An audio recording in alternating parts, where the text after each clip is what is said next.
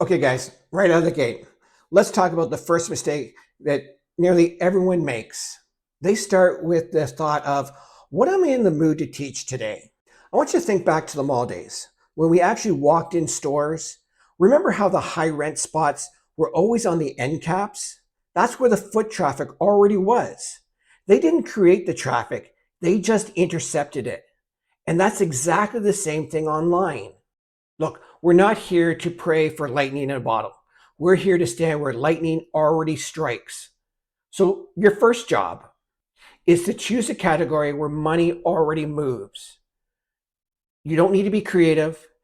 I don't want you to be clever, not poetic. I want you just to be real. What are some of the top typical money heavy categories, you ask? Well, there's health, there's wealth, relationships is a big one, right? We all want to have that perfect relationship.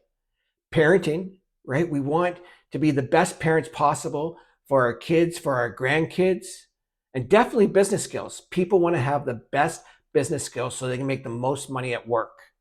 I want you to remember, we don't need to reinvent fire. Okay, fire already exists. We just need to bring the marshmallows.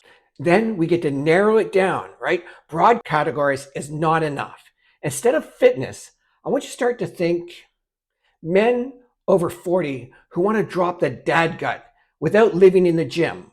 Or instead of business, think Etsy shoppers who want to do bookkeeping without wanting to scream. So here's a tiny action for you to take today. I want you to pick one category. Then I want you to write down 3 specific niches inside of it. Now, look, don't overthink it. Remember, we're choosing our corner of the mall right now. Tomorrow in part 2, we'll talk about how to know if that niche actually spends money or if it's just a nice idea that people like but never buy. Because I want you to remember, likes never pays anyone's mortgages.